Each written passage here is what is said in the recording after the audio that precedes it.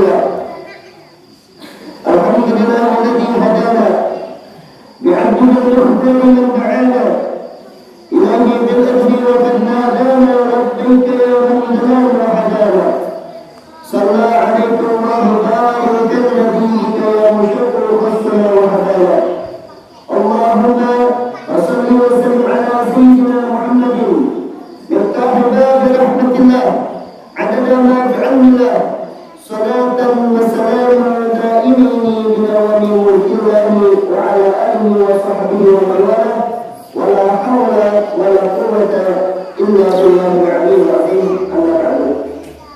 Yang saya hormati Ustaz yang saya, begitu juga saya hormati Ustaz Fadlun Ashab, mari saya undang. Begitu juga saya hormati Ustaz baik yang punya gelar ataupun yang tidak punya gelar, yang saya tidak bisa sebutkan satu persatu. Kemudian juga saya hormati tokoh masyarakat. Kemudian juga saya hormati Bapak Kepala Desa serta perangkat-perangkatnya. Dan begitu juga saya hormati orang tua semua, bapak-bapak, ibu-ibu yang mudah-mudahan selalu dirahmati oleh Allah Subhanahu wa taala. Amin ya rabbal alamin. Birahmatika ya arhamar rahimin. Alhamdulillah, segala puji bagi Allah Subhanahu wa taala yang telah mengumpulkan kita di tempat semacam ini, di tempat yang dimuliakan oleh Allah Subhanahu wa taala, di malam yang mulia, di malam Jumat, di bulan yang mulia, di bulan Muharram, di tempat yang mulia, di dalam masjid, bersama orang-orang mulia. Jadi kita hadir di tempat semacam ini, ada 4 kemuliaan. Yang pertama, kita tinggal atau berada di tempat yang mulia, sebagaimana kata Nabi Muhammad SAW, ahabbul biladi ilallahi masajiduha wa afdalul biladi ilallahi asbahuha. Tempat yang paling dicintai oleh Allah Subhanahu wa taala adalah masjid-masjidnya. Kenapa? Karena di masjid disitulah tempat orang beribadah kepada Allah, tempat bersujud kepada Allah, tempat dikaruniai rahmat dari Allah Subhanahu wa taala, dan tempat kita bermunajat kepada Allah Subhanahu wa taala. Maka sudah pasti kita berada di dalam masjid, di tempat yang dimuliakan oleh Allah Subhanahu wa taala. Ketika kita tempat yang kedua pada malam Jumat. Malam Jumat adalah salah satu malam yang dimuliakan oleh Allah Subhanahu wa taala. Bahkan kata Nabi, saking mulianya malam Jumat, apa kata Nabi Muhammad sallallahu alaihi wasallam? Khamsu layalin la turaddu fihinna da'awatu. 5 malam la turaddu, tidak akan ditolak di dalam malam tersebut ad-da'awatu, beberapa doa. Jadi ada 5 malam, kalau 5 malam tersebut kita berdoa, maka tidak akan ditolak oleh Allah Subhanahu wa taala, intinya pasti diijabah. Apa? Awwalul lailatin min Rajab. Yang pertama adalah malam pertama di bulan Rajab. Yang kedua, lailatul nisfi min Sya'ban. Yang kedua, malam pada pertengahan nisfu Sya'ban. Yang ketiga, lailatul Jum'ati, malam Jumat. Yang keempat, Lailatul Fitri, malam Idul Fitri. Yang kelima, Lailatul Adha, malam Idul Adha. Jadi ada 5 malam, di mana 5 malam ini kita berdoa kepada Allah Subhanahu wa taala, maka tidak akan ditolak oleh Allah Subhanahu wa taala. Salah satunya kita berada di tempat yang mulia, masjid, di malam Jumat malam yang mulia. Insyaallah pada malam Jumat ini doa kita dijawab oleh Allah Subhanahu wa taala. Salah satu pendapat Imam Abu Hanifah, kalau seandainya kita punya doa, satu saja pasti diijabah oleh Allah. Doa itu pasti diijabah, istimewa dari Allah. Maka janganlah engkau meminta istri yang saleh, kata Imam Abu Hanifah, tapi mintalah apa? Pemimpin yang adil. Kenapa kata Imam Abu Hanifah? Sebab kalau ente minta istri yang saleh, ente saja yang akan bahagia. Tetapi ketika ente meminta pemimpin yang adil, maka semua akan mendapatkan kebahagiaan. Yang ketiga, berada di bulan Muharram. Tadi sudah dibaca ayatnya oleh ahli kita. Apa? Inna iddatasyuhuri 'indallahi 12 syahran fi kitabillah yawma khalaqas samawati wal ardh minha arba'atun hurum. Sesungguhnya di sisi Allah Subhanahu, bilangan bulan di sisi Allah Subhanahu wa taala itu ada 12 bulan. Pertama Allah menciptakan langit dan bumi, Allah sudah menciptakan 12 bulan. Minha arba'atun hurum. Di antara 12 bulan tadi ada bulan yang dimuliakan oleh Allah Subhanahu wa taala, yaitu yang pertama adalah bulan Dzulhijjah, yang kedua bulan Dzulqa'dah, Dzulhijjah, Muharram dan Rajab. 4 bulan yang dimuliakan oleh Allah Subhanahu wa taala. Pertama Dzulqa'dah, kedua Dzulhijjah, keempat ketiga Muharram, keempat Rajab. Jadi ini bulan Muharram termasuk bulan dimuliakan oleh Allah Subhanahu wa taala.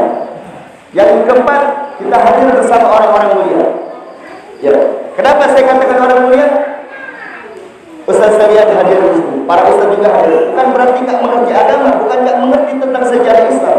Tahu mereka sejarah Islam ada, tetapi mereka tawadhu, duduk ingin mendengarkan, ingin mengagungkan bulan Muharram. Maka kita punya keistimewaan kita di sini. Pertama, kita duduk di masjid di tempat yang mulia. Kemudian malam Jumat juga kita mendapatkan hari yang mulia. Kemudian kita mengagungkan bulan Muharram, bulan yang mulia, di tempat yang mulia, di dalam bulan yang mulia, di malam hari yang mulia, duduk bersama orang-orang mulia. Sudah pasti mudah-mudahan Allah Subhanahu wa taala kita mendapatkan kemuliaan dari Allah Subhanahu wa taala. Amin. Dalam ketika ini jamaah yang dimuliakan oleh Allah Subhanahu wa taala, sedikit tentang masalah hijrah. Kita merayakan tahun baru ini, tahun baru Islam, atau dinamakan dengan tahun Hijriah. Sekarang malam berapa? Malam kedua ya? Kedua Hijriah ya? Kemarin sudah malam tahun 1 baru ya?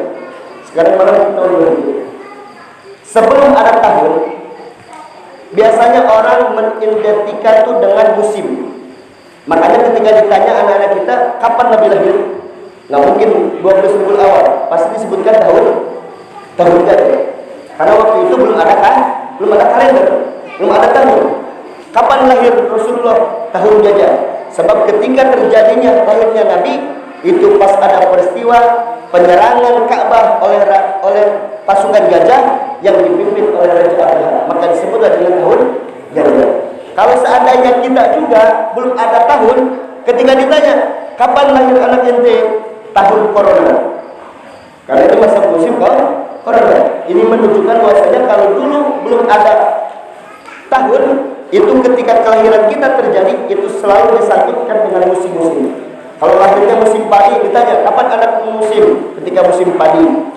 Nah, sekarang kalau ada anak lahir baru sekarang, kalau belum ada tahun, pasti dinamakan tahun kapan anak ente lahir? Pasti tahun corona. Karena itu sedang musim corona.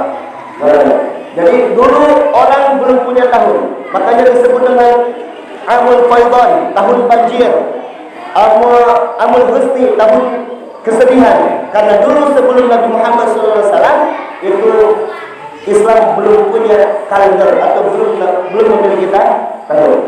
Kapan dibentuk tahun itu? Pada Khalifah Umar bin Khattab. Jadi Rasulullah memimpin menjadi presiden selama 10 tahun. Jadi Rasulullah memimpin jadi presiden selama 10 tahun. Setelah beliau meninggal, diteruskan oleh Sayyidina Abu Bakar, yaitu 2 tahun. Kemudian setelah meninggal Sayyidina Abu Bakar, diteruskan lagi dipimpin oleh Sayyidina Umar bin Khattab selama 5 tahun. Nah, sepanjang Sayyidina Umar bin Khattab memimpin 5 tahun, ada satu gubernurnya Umar bin Khattab, yaitu namanya Abu Musa Al-Ansari. Datanglah kepada Umar bin Khattab. Ya Umar, katanya, aku malu kadang-kadang menerima surat dari raja tetangga selalu pakai tanggal dan tahun. Tanggal sekian Masehi, tanggal sekian Masehi. Karena raja-raja dulu agamanya agama Yahudi, dia memakai Masehi setelah kelahiran Nabi Isa. Nah, sedangkan kami orang Islam, kata Abu Musa Al-Ansari bilang sama Sayyidina Abu Umar, kami ini orang Islam tidak punya kalender. Namanya kalender gimana? Maka setelah semacam itu, kemudian Sayyidina Umar bin Khattab manggil kibar sahabat, para sahabat yang senior-senior, dipanggil semua. Kompromi, musyawarah, diskusi, dipanggil semua sahabat-sahabat senior. Apa kata Sayyidina Umar? Ya sahabat-sahabatku, ini ada keluhan dari gubernur kita. Musa Al-Ansari. Keluhannya apa? Kita tidak punya kalender. Kita tidak punya nama tahun Islam.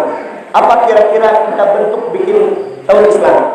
Nah, maka setelah kumpul sama Umar bin Khattab, kemudian satu lagi berpendapat, ya Umar, gimana kalau tahun Islam ini kita kasih nama dari kelahiran Nabi? Dari kelahiran Nabi, dulu belum hijrah, dari kelahiran Nabi. Maka kata Umar bin Khattab, kalau dari kelahiran Nabi, Nabi lahir sampai umur 40 tahun, itu lahir Nabi Muhammad. Belum ada perubahan bagi umat Islam. Belum ada perubahan. Nabi Muhammad lahir dari tahun pertama sampai umur 40 tahun, itu masih ibadah buat sendiri, belum ada perubahan umat. Maka tidak cocok kalau kita gunakan untuk tahun Islam. Apa makna yang kita bisa ambil? Kalau seandainya ada ustaz, oh itu ustaz, ada ustaz ahli fikih, ada ustaz ahli tafsir, ada ustaz hafal Quran, tetapi dia tidak dakwah, tidak ngajar di kampung, maka kurang bagus. Ini pendapat Sayyidina Umar.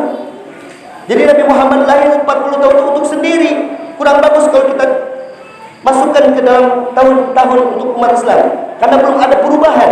Makanya oleh karena itu kalau ada ustaz hafal tafsir, hafal hadis, tetapi dia ibadah sendiri saja, nggak mengajar, maka itu pun kurang bagus. Tetapi alhamdulillah di sini ada ustaz yang yang mengajarkan agama. Makanya sungguh beruntung. Apa kata Nabi Muhammad SAW? Idza aradallahu bi'abdi khairan yufaqihu fid din. Barang siapa yang Allah kehendaki kebaikan kepada seorang hamba, maka Allah akan memberikan kepahaman dalam ilmu agama. Jadi kalau ada satu kampung disenengin sama Allah, diberikan kebaikan oleh Allah kepada satu kampung tersebut, bukan berarti dikasih dana yang banyak, bukan. Tetapi di kampung di situ Allah utus satu orang untuk mengajarkan ilmu agama.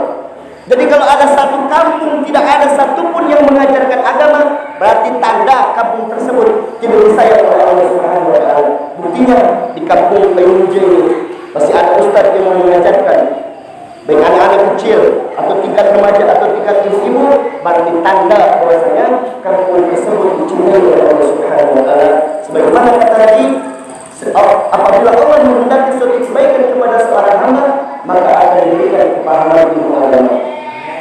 Dengan tanda itu bersyukur kalau di kampung ada yang ngajar-ngajar, baik TPA, Ikro, atau tingkat remaja atau tingkat siapa, pokoknya yang mengajarkan ilmu agama saja, bagi tanda kampung kita dicintai oleh Allah Subhanahu wa taala. Cuma kadang-kadang begitulah. Ya, jadi oleh karena itu ibu-ibu atau bapak-bapak yang punya anak, didik anak-anak kita. Kalau tidak sanggup kita mendidik ilmu agama, serahkan sama orang. Hati-hati. Karena apa kata Nabi? Ma yalqallahu 'abdan bidhunubin 'azimin min juhalati ahli. Allah tidak akan menemui seseorang nanti di hari kiamat, jangankan ngasih rahmat, jangankan ngampunin dosa, menemui saja nggak mau Allah Subhanahu wa taala itu di hari kiamat. Kenapa? Karena dia membawa dosa yang sangat besar. Bidhunubin 'azimin. Apa dosa besarnya? Min juhalati ahli. Keluarganya bodoh dalam agama, tapi dia terus. Tapi di akhirat nanti ada orang masuk neraka, ditanya sama malaikat, hai hamba Allah, kenapa ente masuk neraka? Kata hamba tadi, apakah ente meninggalkan sholat? Enggak ya malaikat, saya sering sholat, tiap hari jamaah ke masjid. Terus kenapa ente masuk neraka? Apakah ente meninggalkan puasa? Tidak malaikat, saya enggak pernah ninggalin puasa. Puasa wajib selalu saya lakukan. Jangankan wajib, sunnah pun saya selalu lakukan. Lalu kenapa engkau masuk neraka? Apa kau tidak menunaikan zakat? Malaikat, jangankan zakat, setiap hari saya sedekah. Lalu kenapa kau masuk neraka? Apakah engkau meninggalkan haji? Jangankan haji, umrah pun saya mampu tiap hari. Lalu kenapa engkau bisa masuk ke neraka? Maka hamba tadi tersebut, saya ibadah sendirian, nuntut ilmu sendirian, sedangkan istri dan anak-anak saya tidak tahu agama, saya diam saja. Inilah akibat orang tua yang tidak memahami kedudukannya sebagai orang tua. Kedudukan orang tua bukan hanya ngasih makan, akan tetapi harus mengajarkan ilmu agama kepada anak-anak itu. Jangan heran, rajin sholat, rajin zakat, rajin puasa, rajin jamaah ke masjid. Kalau anak-anaknya bodoh dalam ilmu agama, maka kita pun akan masuk neraka gara-gara kita menelantarkan anak-anak kita kebodohan dalam ilmu agama. Yang hati-hati, masya Allah. Jadi jangan sampai masuk neraka gara-gara anak kita bodoh dalam ilmu agama. Makanya beruntung kalau ada di kampung ada TPA, dukung bareng-bareng. Kenapa? Pesantren jauh, perlu modal. Masukin anak-anak TPA, bisa ngaji. Sudah bisa ngaji, titipkan sama yang bisa mengajar fikih. Sudah mengajar terus, didorong supaya mereka menuntut ilmu. Kenapa? Karena kalau anak kita bodoh dalam agama, maka orang tua yang menelantarkan anak yang tidak mau mengajarkan ilmu agama, maka dia akan masuk neraka di Allah Subhanahu wa Ta'ala. Itu hikmah yang kita bisa ambil. Jadi oleh karena itu, orang tua semua, ya. Jadi kadang-kadang kalau kita perhatikan, tengok, ibu sebut tanya ya, ibu punya anak 5, ya, yang 4 bandel, yang 1 pintar, soal cerdas, baik anaknya. Mana yang mau pesantrennya? Yang 4 yang seru. Punya anak 5, 4-4-nya jadi bandel. 1 yang bagus, udah bagus, pintar, baik lagi. Mana yang mau masuk ke pesantren? Kira-kira mana yang masuk ke pesantren? Hah? Anak kita 5, yang 4 bandel, yang 1 bagus, baik, pintar. Mana yang kira-kira dimasukkan ke pesantren? Gak mungkin. Pasti yang banyak banditnya. Nah inilah yang salah kita. Jadi harusnya kalau kita punya anak, ini saya kasih tahu, kalau punya anak pintar, ya enggak? Anak pintar, cerdas, baik, kalau bisa jangan dimasukkan sekolah semua. 1 masukin ke pesantren. Wahai anakku, kau pintar, cerdas, pesantren mana? Saya yang modalin. Kau harus bisa apa? Bisa fikih, cari ilmu fikih, bisa tafsir. Nanti kau pulang ke kampung, ajarkan orang kampung. Itulah yang akan berguna kita. Nanti di akhirat anak yang soleh. Ini sekarang enggak. Punya anak pintar, ya enggak? Disekolahkan semua. Yang punya anak bandit, baru masukin ke dalam pesantren. Sebelum pesantren, anaknya sudah jadi syaitan. Keluar dari pesantren, jadi syaitan syariah. Keluarnya bandit. Hanya ketika ditanya, anak siapa itu bandit? Oh, itu pesantrennya. Kadang-kadang umumnya begitu. Jadi kalau ada anak kita dimasukin TPA, dimasukin pesantren, kalau bagus baru bilang, ini anak saya. Ya enggak? Rata-rata orang tua kan gitu ya. Siapa anak siapa tuh? Itu anak saya itu. Anak yang pertama. Bisa ngaji, bisa apa. Tetapi suatu hari ketika anaknya itu keluar dari pesantren jadi bandit, apa kita ngaku anak kita? Bukan. Itu gara-gara pesantren ke tempat itu. Jadi yang disalahkan pesantren. Padahal kita sendiri sebagai orang tua tidak ada pendidikan anak, pencerahan terhadap anak supaya anak itu sebenarnya dalam bentuk ilmu agama. Jadi ini yang pertama, Sayyidina Umar menolak nama bulan tahun Hijriah dengan lahirnya Nabi Muhammad SAW. Lalu pendapat yang kedua, apa kata Sayyidina Umar? Ayo, pendapat yang kedua siapa? Ada sahabat yang berpendapat, ya Umar, kalau gitu kita kasih nama tahun Islam ini diambil dari pertama kali turun Al-Quran, yaitu surat Iqra bismi rabbikal ladzi khalaq. Maka kata Sayyidina Umar, nggak bisa, karena ketika diturunkan surat Al-Alaq, Iqra bismi, 13 tahun ayat Al-Quran diturunkan di Mekah belum ada perubahan. Belum ada perubahan. 13 tahun diturunkan lalu belum ada perubahan. Yang zina tetap zina, yang merampok tetap merampok, yang berjudi tetap berjudi. Belum ada perubahan, maka tidak cocok untuk tahun dinamakan tahun Hijriah. Apa makna yang bisa kita ambil? Jadi kalau ada orang hafal Quran tapi nggak mengamalkan isi Al-Quran, puasa nggak mau, sholat nggak mau, itu juga jelek. Kita sering baca Quran, tapi sholat wajib nggak mau, itu juga jelek. Rajin baca Quran, tapi puasa Ramadan tidak mau, maka tidak ada dampak akibat besarnya terhadap membaca Quran. Maka itu pendapat yang kedua ditolak oleh Sayyidina Umar. Maka ada pendapat yang ketiga. Ini ada dua yang mengatakan. Ada yang mengatakan pendapat Sayyidina Ali disetujui oleh Sayyidina Umar. Ada juga pendapat Umar sendiri. Apa kata Umar? Kalau gitu kita kasih nama tahun ini adalah Hijrah. setelah hijrahnya Nabi. Kenapa? Sebab ketika peristiwa hijrahnya Nabi itu banyak perubahan besar terhadap umat Islam. Bahkan Islam bisa menyeluruh ke seluruh dunia sebab terjadi sudah hijrah. Maka itulah terjadi bentuk nama tahun Islam itu adalah bulan Hijriah. Ini sejarah tentang diciptakannya tahun Hijriah. Ya. Sekarang saya mau tanya, ada yang hafal tahun Hijriah ini? Yang pertama Muharram. Setelah Muharram? Setelah Muharram? Safar. Setelah Safar? Rabiul Awal. Setelah Rabiul Awal? Rabiul Tsani. Setelah Rabiul Tsani? Jumadil Awal. Setelah Jumadil Awal? Jumadil Akhir. Setelah Jumadil Akhir? Rajab. Setelah Rajab? Sya'ban. Setelah Sya'ban? Ramadan. Setelah Ramadan? Syawal. Setelah Syawal? Dzulqa'dah. Setelah Dzulqa'dah? Dzulhijjah. Ya, kita harus paham. Karena membentuk buat tahun Hijriah itu tidak mudah. Jadi Sayyidina Umar itu bukan sendiri, dikumpulkan dulu para sahabat, minta pendapat yang mana yang paling bagus. Dan yang paling bagus diciptakan tahun Islam itu dinamakan bulan Hijriah. Itulah sejarah pertama kali diciptakan tahun Hijriah. Nah sekarang cerita tentang masalah hijrah. Hijrah itu terjadi bukan awal Muharram, bukan. Tapi hijrah itu terjadi tanggal 22 September 692 Masehi. Saya baca di kitab Al-Hibul Maktum. Nah pertama itu terjadi pada hari Kamis.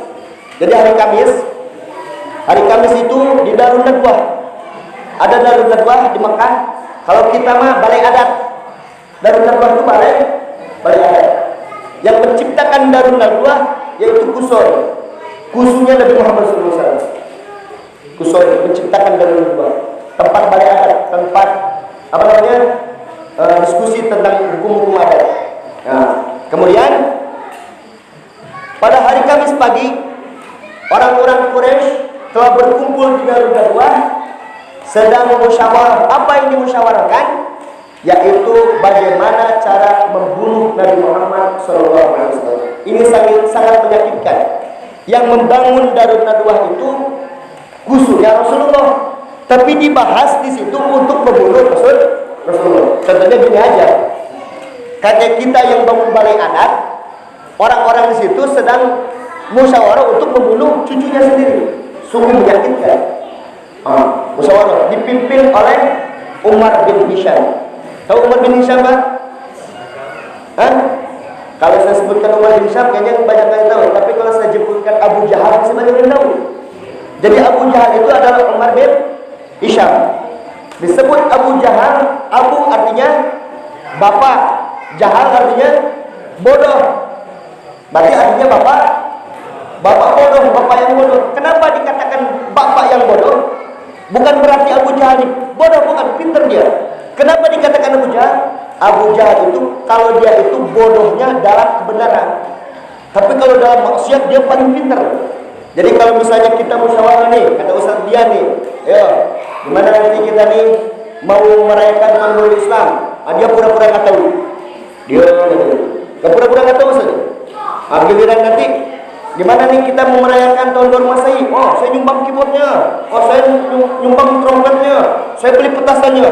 Giliran maksiat dia semangat. Tapi giliran diajak ibadah, saya mau bangun masjid, saya mau ngadain maulid, dia pura-pura bodoh. Nah inilah antek-antek Abu Jahal. Jadi kalau lagi musyawarah ini nanti ada orang pura-pura nggak tahu kalau dalam kebaikan, nah itulah Abu Jahal.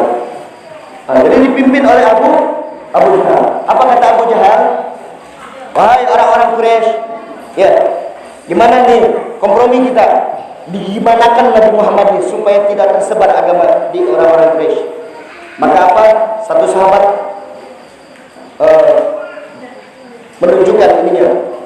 Apa kata sahabat tadi? Ya Abu Jahal, ya Umar bin Hisham, gimana kalau Nabi Muhammad ini kita usir jauh-jauh ke tempat yang jauh, biar nanti dia tidak nampak di sini, biar dia tidak bisa dakwah di kota Mekah. Kita usir jauh-jauh. Yang satu lagi berpendapat jangan.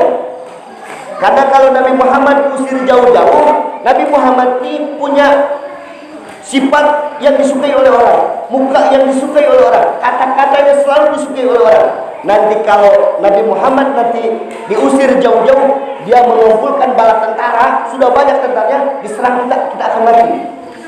Itu kata pendapat yang pertama, ditolak juga. Pendapat yang kedua naik lagi. Kalau itu, gimana kalau Muhammad ini kita masukin ke peti besi, ditutup rapat-rapat, ditaruh di pinggir Ka'bah. Nanti kepanasan besi itu kalau malam dia mati. Itu pendapat yang kedua. Maka kata yang lain ditolak. Jangan. Nabi Muhammad ini banyak pengikutnya budak-budak. Karena dia mengajarkan budak itu sama sekarangnya. Yang penting dia takwa kepada Allah. Nah kalau melihat pemimpinnya digitukan, kita akan diserang, maka akan bertumpah darah di kaum Mekah nanti. Jangan. Maka pendapat yang ketiga, inilah pendapat Abu Jahal. Apa kata Abu Jahal? Bagaimana kalau kita bunuh Nabi Muhammad SAW? Siapa yang berbunuh? Kita kasih pedang satu orang suku siapa saja, nanti suruh dia bunuh. Maka setelah bunuh baru dia akan mati. Itu pun ada dua pertentangan. Apa pertentangan pertama? Ya Abu Jahal, kalau engkau menyuruh satu orang saja di dalam kabilah, kalau dia ketahuan mau membunuh, maka kabilah itulah akan diserang oleh kabilah Nabi Muhammad SAW. Karena di dalam orang Arab itu pakai kabilah sama seperti kita. Ada suku Selian, ada suku Karo-Karo, terus ada apa? Ada Beru, ada Rizki, sama di Mekah pun gitu. Lalu bagaimana? Ada usulan satu lagi yang kedua. Apa? Kita tunjuk beberapa suku. Berapa orang ada suku di kaum Quraisy? Ada 11 suku. Maka ditunjuklah pemuda-pemuda dari setiap suku untuk membunuh Nabi Muhammad SAW. Maka setelah dikasih pedang satu-satu, maka datanglah pada malam hari ke rumah Nabi Muhammad SAW. Nah, sebelum kejadian rapat tadi, Nabi Muhammad terutama terlebih dahulu datang ke rumah Abu Bakar Siddiq radhiyallahu anhu. Apa kata Nabi Muhammad? Ya Abu Bakar, malam kita hijrah ke Madinah. Saya sudah diperintahkan hijrah ke Madinah. Kenapa ya Rasulullah? Karena malam ini orang-orang Quraisy mau membunuh saya. Padahal waktu rapat itu tertutup, nggak ada wartawan bisa masuk di situ, nggak bisa. Majalah-majalah apapun nggak bisa. Nggak bisa masuk, tertutup. Siapa yang ngasih tahu? Malaikat Jibril alaihissalam bilang sama Nabi Muhammad, ya Muhammad, malam ini jangan kau tidur di situ, karena orang-orang Quraisy akan membunuh dia.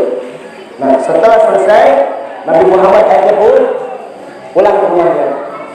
Setelah pulang ke rumah, waktu malam, mulai Nabi Muhammad SAW menyuruh Sayyidina Ali, ya Ali, kau tidurlah di tempat tidurku. Ini pakai selimut yang warna hijau. Itu selimut yang selalu digunakan oleh Sayyidina Ali. Maka pada malam sebelum subuh, Rasulullah SAW keluar, dan di situ ada orang-orang Quraisy 11 yang dipimpin oleh Abu Jahal. Maka Rasulullah mengambil pasir, ditaburkanlah kepala orang-orang Quraisy itu, sehingga Nabi Muhammad lewat, mereka tidak bisa melihat Nabi Muhammad SAW. Setelah mau waktu subuh, datanglah satu orang dari kaum Quraisy bertanya kepada Abu Jahal, ya Abu Jahal, nunggu siapa kau di depan rumah Nabi Muhammad? Nunggu Muhammad keluar. Muhammad dari tadi sudah keluar. Seranglah itu oleh orang-orang Quraisy ke rumah Nabi Muhammad. Setelah masuk ke kamarnya, satu orang Quraisy bertanya, jangan dibunuh, tengok dulu, nanti salah orang kita. Pas diangkat selimut, rupanya Sayyidina Ali. Kemudian orang Quraisy itu bertanya kepada Sayyidina Ali, ya Ali, kemana Nabi Muhammad SAW? Kemana Muhammad? Aku tidak tahu, kata Sayyidina Ali. Bukannya kau tadi tidur? Enggak, saya sendirian cuma. Rupanya Nabi Muhammad SAW sudah pergi bersama Sayyidina Abu Bakar malam itu, larilah ke gunung Jabal Tur. Ke Jabal Tur, yaitu naik ke atas gunung. Nah, di atas gunung Nabi Muhammad SAW tinggal malam Jumat, malam Sabtu, malam Minggu.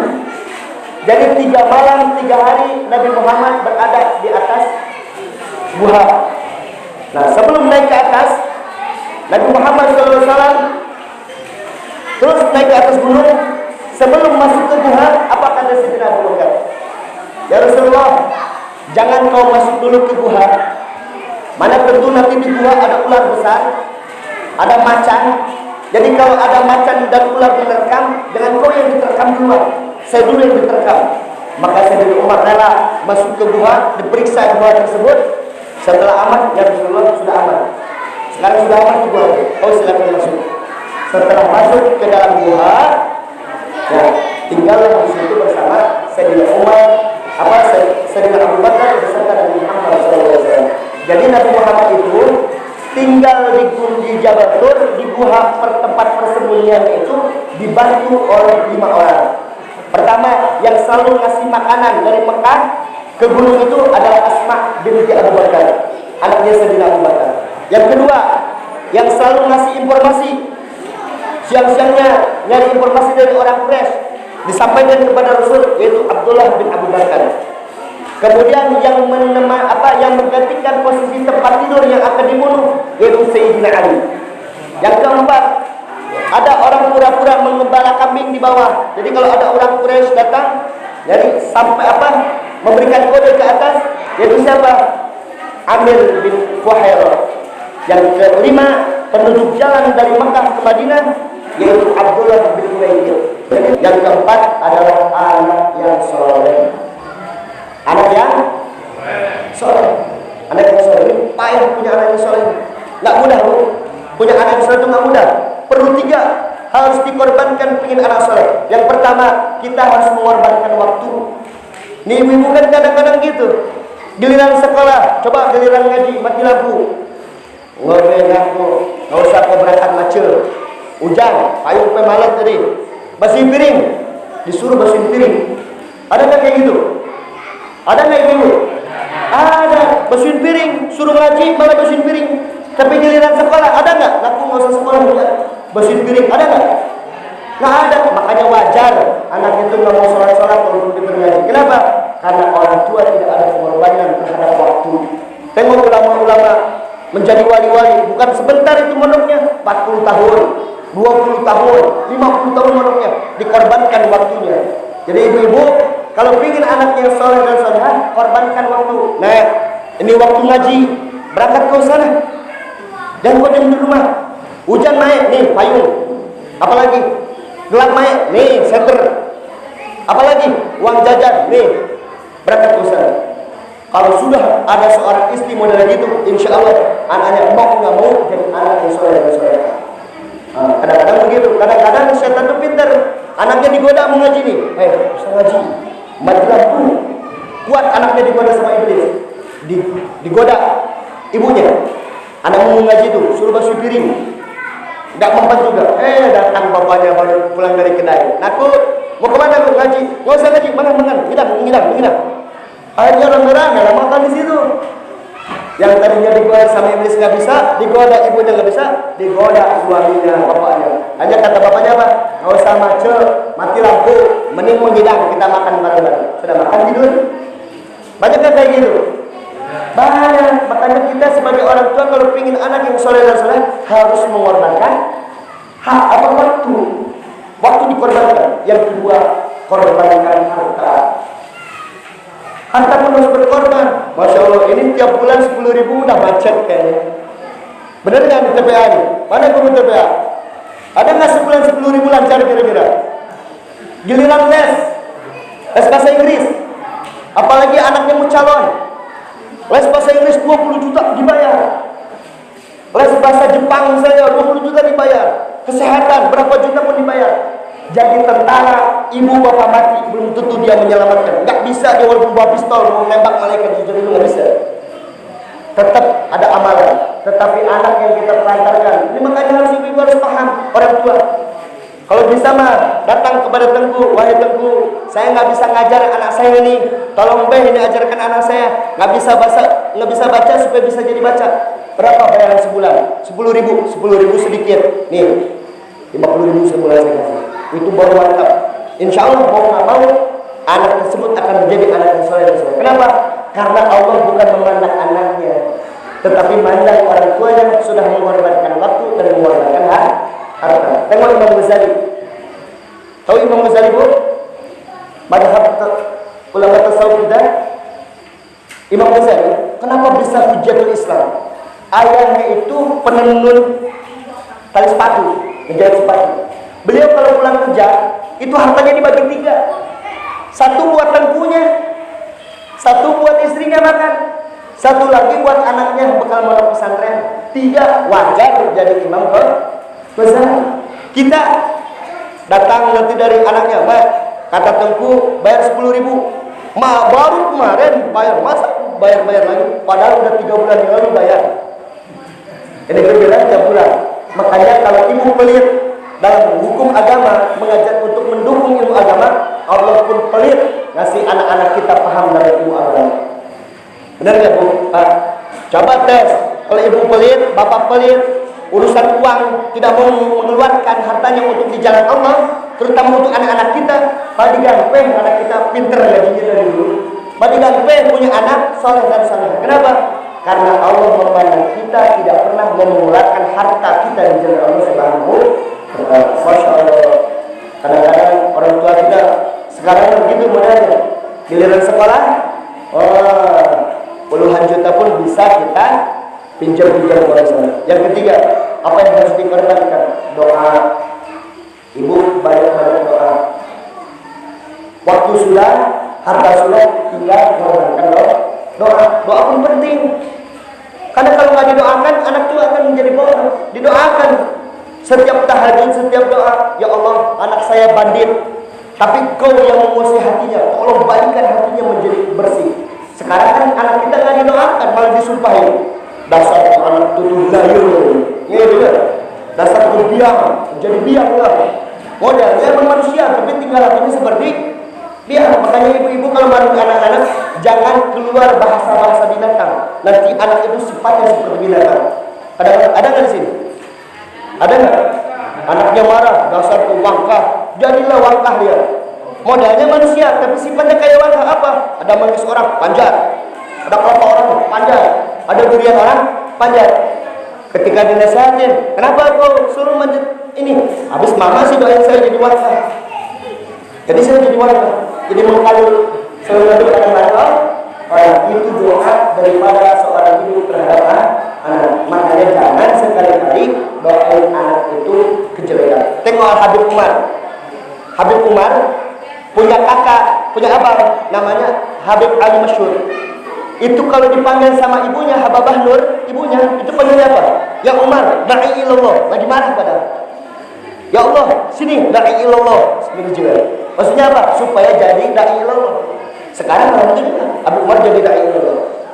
Pas manggil Habib Ali Masyhur, apa kata? Ya Mufti Hadramut, sini, Mufti Mekah. Sambil marah tapi bilangnya Mufti. Mufti itu ulama besar di Mekah. Sekarang Habib Ali Masyhur jadi Mufti di Hadramut. Habib Umar jadi da'i ilallah. Kenapa?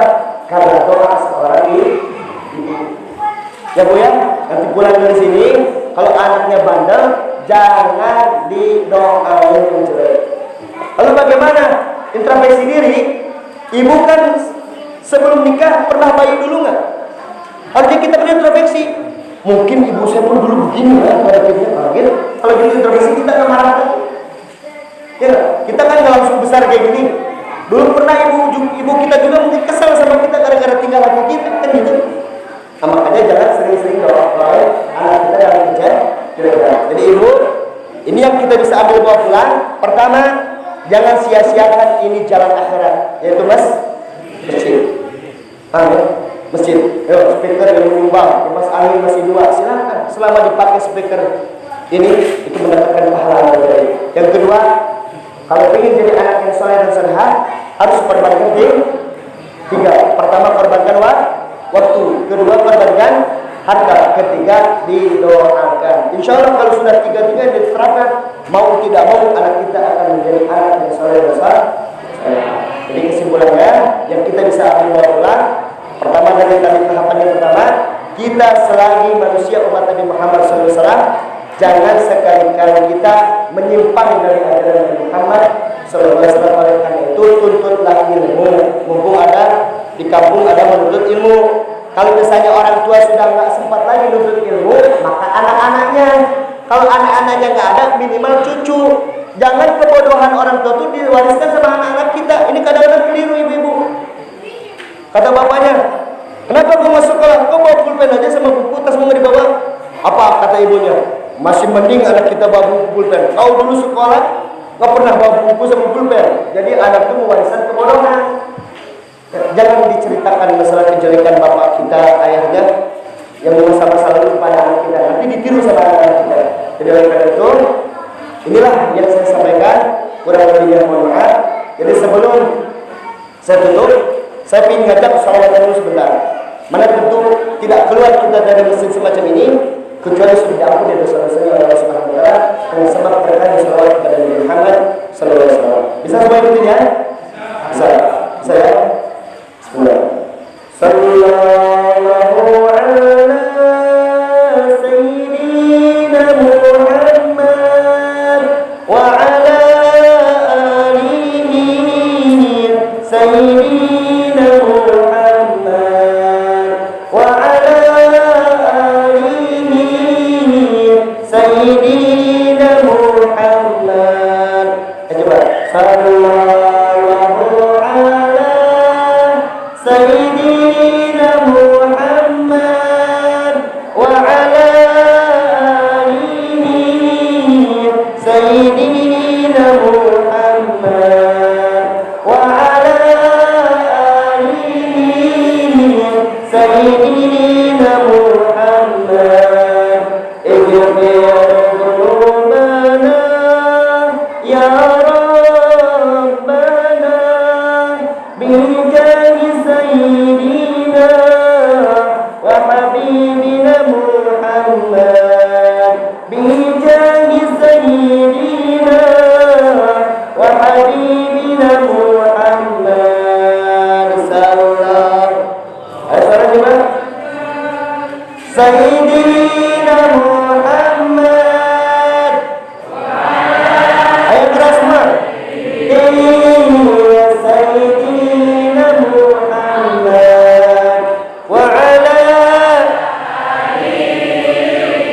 sayyidina Muhammad. Ighfir walidina ya Rabbana bijahi sayyidina wa habibina Muhammad bijahi sayyidina wa habibina Muhammad sallallahu sayyidina Muhammad sayyidina Muhammad wa ala sayyidina Muhammad. Baca semua. La ilaha illallah, la ilaha illallah, la ilaha illallah, Muhammadar Rasulullah, la ilaha. Baca semua. Allah, la ilaha illallah, la ilaha illallah, Muhammadar Rasulullah. Semuanya. La ilaha illallah, la ilaha